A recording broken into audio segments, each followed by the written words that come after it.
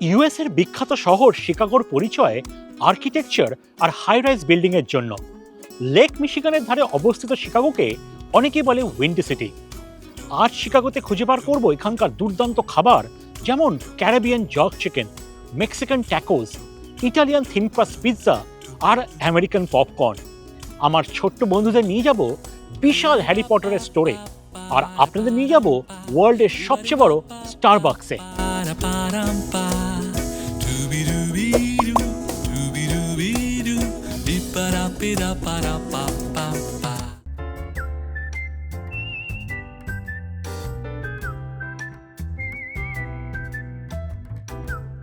প্রত্যেক শহরের এক কেন্দ্রস্থল আছে, আর শিকাগোর কেন্দ্রস্থল হচ্ছে 25 একরের এই বিশাল মিলেনিয়াম পার্ক।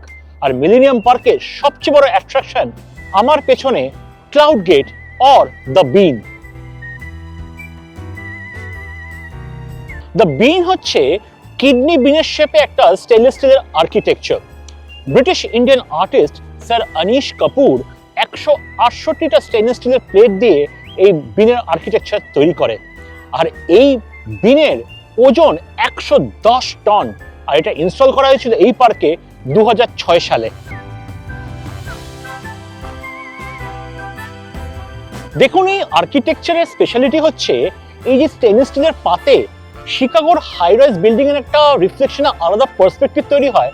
এটা দেখার জন্যই এর এত ক্রেজ, তাছাড়া আর কিছু নেই। It's a very popular tourist attraction. The bean থেকে কিছুটা দূরত্বই রয়েছে 50 ফিট উচ্চতার ক্রাউন ফাউন্টেন।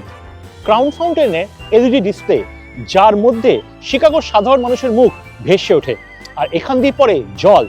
যদিও সেটা সামারের সময় আসলে পাবেন, আর সেই জলে টুরিস্টরা বা বাচ্চারা লাফালাফি করে বেশ আনন্দ করে।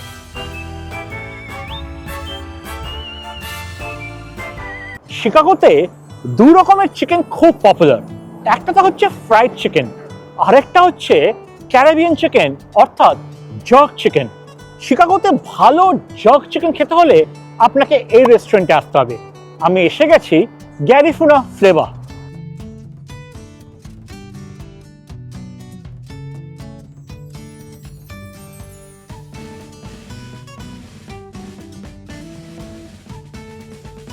জর্ক চিকেন হলো এক ধরনের রোস্টেড চিকেন, তবে চিকেনের রোস্টিং এর পদ্ধতিটা একটু আলাদা। চিকেনকে জর্ক সিজনিং দিয়ে ওভারনাইট ম্যারিনেট করা হয়, তারপর এর মধ্যে মিক্স করা হয় হ্যাবানেরো পেপারস, তারপর চিকেনকে চারকোলের হালকা আঁচে স্লো গ্রিল করা হয়।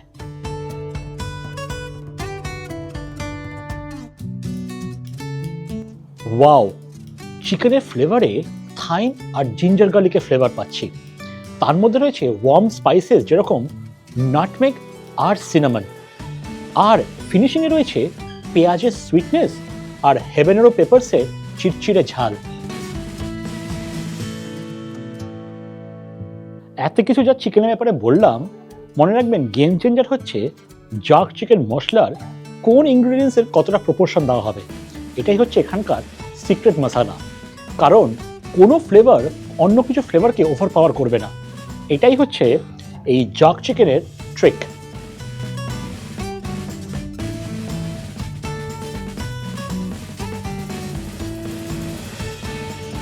স্লো কুক করার জন্য চিকেন একদম ভেতর অব্দি রান্না হয়েছে, আর মিট একদম ময়েস্ট আর সাকুলেন্ট।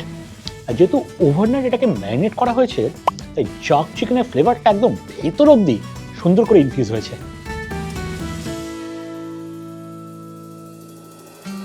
শিকাগোতে ভালো মেক্সিকান খাবার খেতে হলে আপনাকে সাউথ শিকাগোতে আসতে হবে। ভালো মেক্সিকান খাবার বলতে ট্যাকোস, আর সবচেয়ে ভালো ট্যাকোস পাওয়া যায় এই দোকানে, অর্থাৎ প্যাকোস ট্যাকোসে।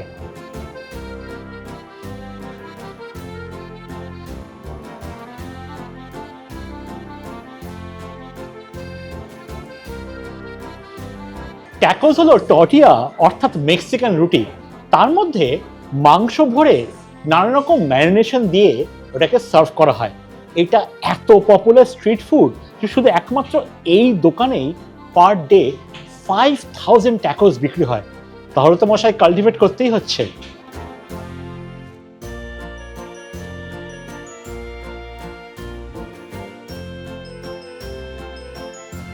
ট্যাকোসের ফিলিংয়ে রয়েছে ম্যারিনেটেড চিকেন, তার মধ্যে কুচনো ধনেপাতা আর পেঁয়াজ দেওয়া।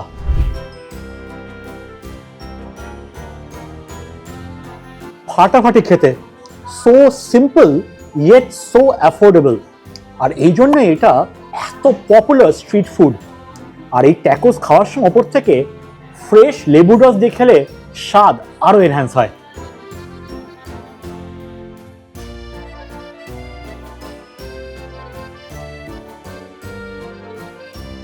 যদি শিকাগোতে পিৎজা খেতে হয়, ভাববেন না deep dish pizza is the only option. শিকাগোতে authentic Italian thin crust pizza খাওয়ার জন্য আপনাকে এই পিৎজারিয়া আসতে হবে। কারণ আমি পৌঁছে গেছি ভিটো and NIX পিৎজারিয়াতে।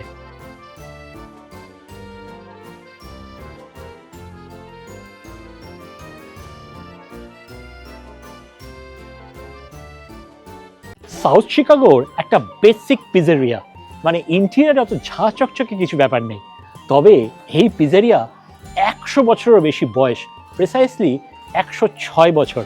So it's an institution when it comes to pizza making.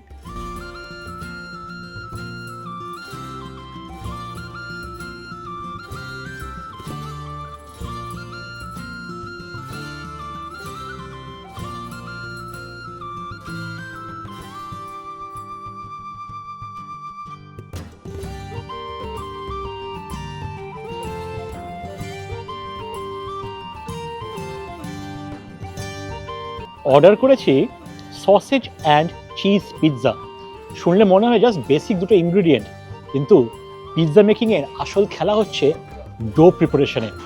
প্রত্যেকটা পিৎজারিয়া নিজের সিক্রেট স্ট্র্যাটেজি বা ইনগ্রিডিয়েন্ট আছে when it comes to dough making.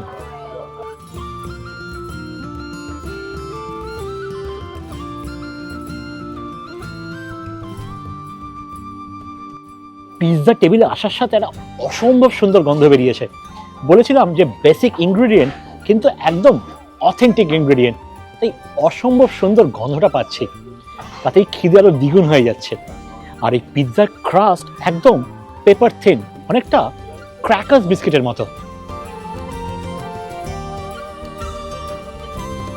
Of, so tasty, একদম অথেন্টিক সিসিলিয়ান ফ্লেভার। আমি যেহেতু ইটালিতে গেছিলাম, এরকম অথেন্টিক ইটালিয়ান পিৎজা ট্রাই করেছি, so I can vouch for it.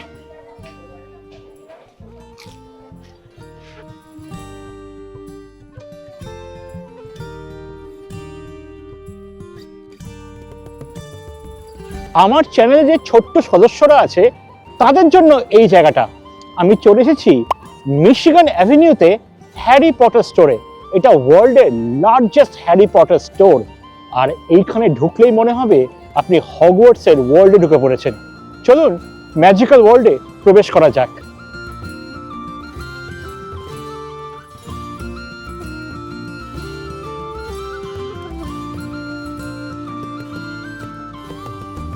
দোকানে পা রাখার সাথেই ম্যাজিক্যাল ওয়ার্ল্ডের শুরু। এই দেখো, পেছনে রয়েছে দ্য গোল্ডেন এগ, আর তার পেছনে ম্যাজিক্যাল উইন্ডো, মানে ওর মধ্যে মোশন গ্রাফিক্সের অসাধারণ কাজ।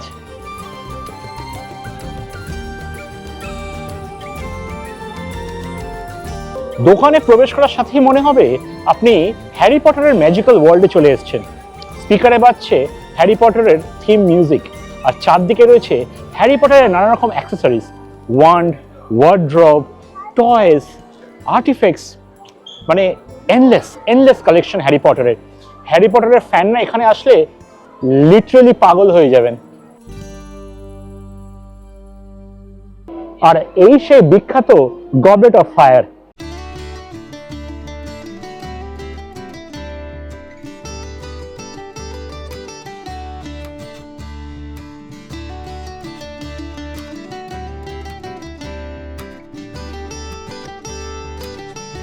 হ্যারি পটারের ম্যাজিক্যাল ওয়ান্ড চাইলে সেটাও এখানে পাবেন।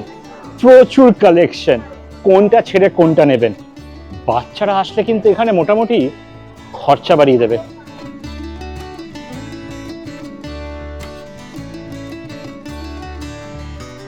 এই সেকশনটায় গ্রিফিনডোর, স্লিথরিন, হাফলপাফ আর রেভেনক্লর নানা রকম কস্টিউম আর ড্রেস পাবেন। হ্যারি পটারের স্টোরে এসে যদি বাটার বিয়ার চাই, তারও অপশন আপনি এখানে পেয়ে যাবেন।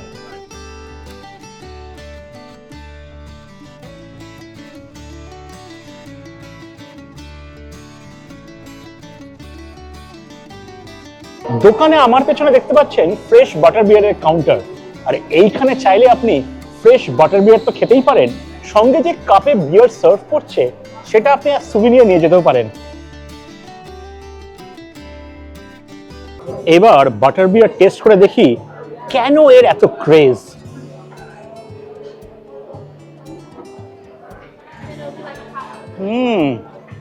আরেকবার খেতে হবে। ওয়াও, সুইট কার্বোনেটেড ড্রিঙ্ক, তার উপরে হুইপ ক্রিম, ভেরি অ্যাডিকটিভ। এই জন্য বাচ্চাদের, বুড়োদের সবার প্রচন্ড প্রিয়। It's serve child.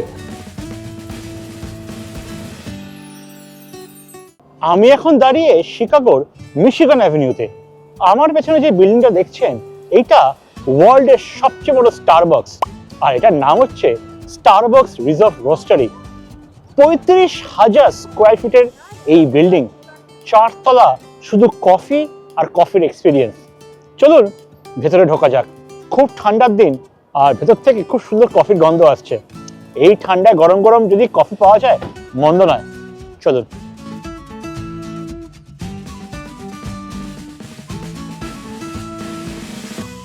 ভেতরে ঢোকার সাথে মনে হচ্ছে আমি যেন কোনো কফির থিম পার্কে চলে এসেছি। চারদিকে খালি কফি, কফির প্রোডাক্ট, কফির সুভিনিয়ার, আর প্রচন্ড সুন্দর কফির গন্ধ। আর এখানে বস্তায় বস্তায় কফি বিনস রাখা আছে ফর ডেকর আর for that coffee fragrance. What an experience! Coffee লাভারদের তো একটা মাক্কা।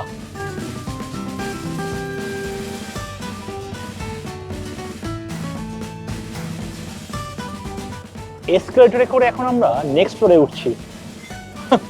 জানি না, মানে আমি তো বাকরুদ্ধ, বুঝতে পারছি না যে কি ছেড়ে কি দেখবো আর কি খাবো।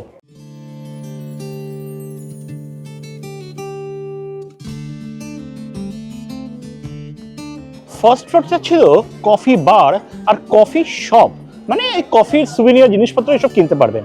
আর এখানে হচ্ছে প্রপার ক্যাফে, যেখানে বসে আপনি আপনার পছন্দের কফি এনজয় করতে পারবেন। আর সামনে দেখতে পারবেন মিশিগান অ্যাভিনিউ। কফি নিয়ে এক্সপেরিমেন্ট বা কফির টেস্টিং করতে হলে আপনাকে থার্ড ফ্লোরে আসতে হবে। এখানে লোকে লাইন দিয়ে টেবিল রিজার্ভ করে কফি টেস্টিং করছে আর কফি নিয়ে এক্সপেরিমেন্ট করছে।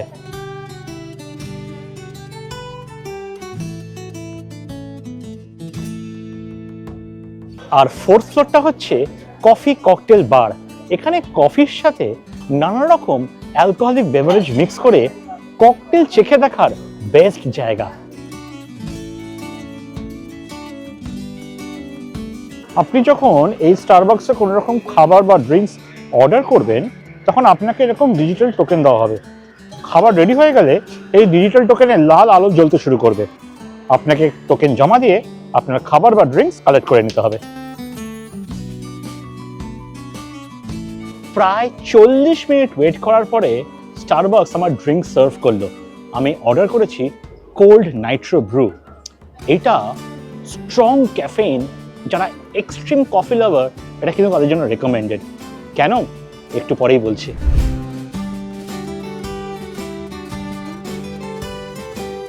কোল্ড নাইট্রো ব্রু হচ্ছে কোল্ড কফি, তবে এর মধ্যে নাইট্রোজেন গ্যাস ইনফিউজ করা হয়। তাতে কি হয়, প্রচুর মাইক্রো বাবলস তৈরি হয়, যার জন্য কফির ফ্লেভার প্রচণ্ড স্মুথ হয় আর এইরকম ওপরে ফেনা হয়, অনেকটা বিয়ারের মতো। খেতে দুর্ধর্ষ। যদি এটা না খেয়ে থাকেন তাহলে প্লিজ ট্রাই করবেন। ইনফ্যাক্ট কলকাতা স্টারবাকসও পাওয়া যায়। It's one of the best.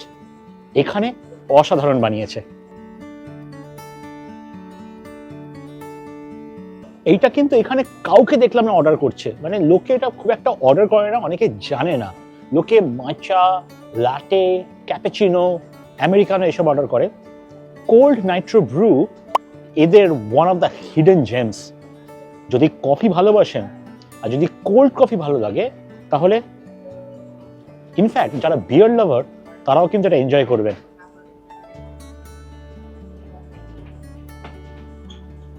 আর এই স্টারবাকসের সবচেয়ে বেস্ট অ্যাসপেক্টটা কি জানেন?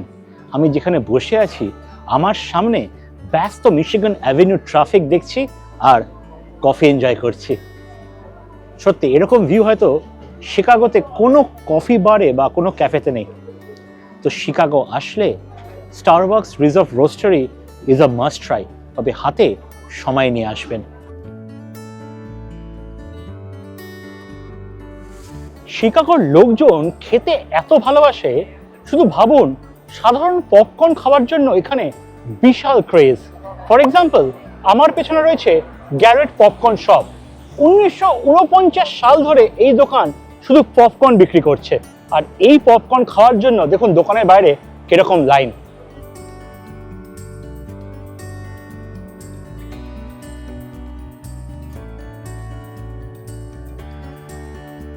গ্যারেটের খুব পপুলার ফ্লেভার হচ্ছে গ্যারেট মিক্স। এটা চিজ পপকর্ন আর ক্যারামেল পপকর্নের মিক্স, আর এই মিক্স ডিসকভার করে গ্যারেটের কাস্টমাররা কি করতো, দুটো আলাদা পপকর্নের ফ্লেভারকে আলাদা করে কিনে একটা খালি ব্যাগে মিক্স করে ওরা সেটা এনজয় করতো। যেদিনকে গ্যারেটের জানতে পারলো তখন ওরা ইন্ট্রোডিউস করলো গ্যারেট মিক্স।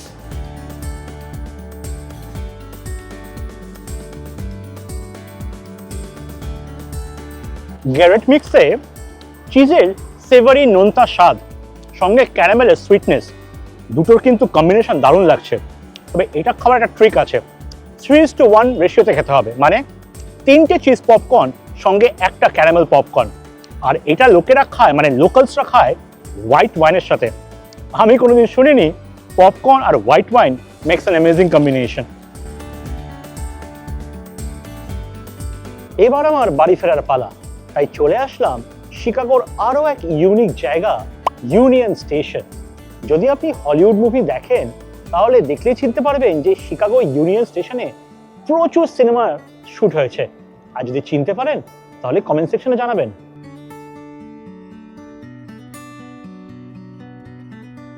স্টেশনে পা রাখার সাথে একটা ওয়াও ফিলিং। আমি এখন যেখানে দাঁড়িয়ে আছি এটা হলো ইউনিয়ন স্টেশনের দ্য গ্রেট হল। হলে বিশাল বড় বড় মোটা মোটা মার্বেলের পিলার, তার সঙ্গে ব্রাস আর উডেন আর্কিটেকচার, আর সিলিংয়ে গ্লাসের স্কাইলাইট, পুরো একটা সিনেম্যাটিক ভাইব দিচ্ছে। 1925 সালে এই ইউনিয়ন স্টেশন শুরু হয়েছিল। আজকে এটা ইউএস এর one of the major transportation hub.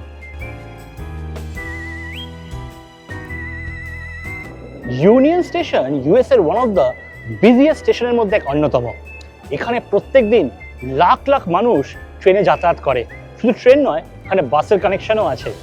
আর আপনি চাইলে আপনি ইউনিয়ন স্টেশন ভিজিট করতে পারেন, তার জন্য আপনাকে ট্রেনের টিকিট না থাকলেও চলবে। আর এখানে প্ল্যাটফর্মে ঢোকার জন্য প্ল্যাটফর্ম টিকিট লাগে না।